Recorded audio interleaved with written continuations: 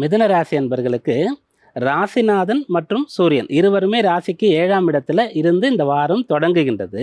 பிறகு பொங்கல் அப்படின்னு சொல்லும்போது மார்கழி முடிந்து தை தொடங்க போகிறது.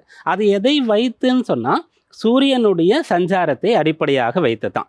தனுசு ராசியில் இருக்கக்கூடிய சூரியன் மகர ராசிக்கு பிரவேசம் ஆவார். அதுதான் மகர சங்கராந்தி அப்படின்னு சொல்லக்கூடியது. நம்ம இந்த சபரிமலை ஐயப்பன் வழிபாட்டில் கூட மண்டல பூஜை விரதெல்லாம் முடிந்து மகர ஜோதி தரிசனம் சொல்லக்கூடியதும் கூட இந்த சூரியன் மகரத்துக்கு வரக்கூடியதுதான்.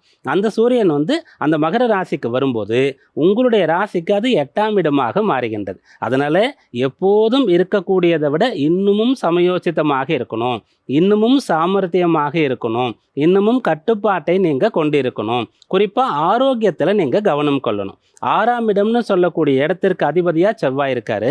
அவர் ராசிக்கு 2ல் இருக்கார். இந்த வாரத்தினுடைய கடைசியில் ராசிக்குள்ளே வரப்போகிறாரு. அப்படி வரும்போது வக்கரகதியில் பின்னோக்கி வரப்போகிறார். அப்போ ருணரோக சத்துருஸ்தான அதிபதி ராசிக்குள்ளே வராரு. அஷ்டமத்துக்கு சூரியன் போக போகிறார். ஆரோக்கியத்தில் நீங்கள் அக்கறை எடுத்துக்கொண்டால் இந்த வாரம் உங்களுக்கு சாதகமாக இருக்கும்.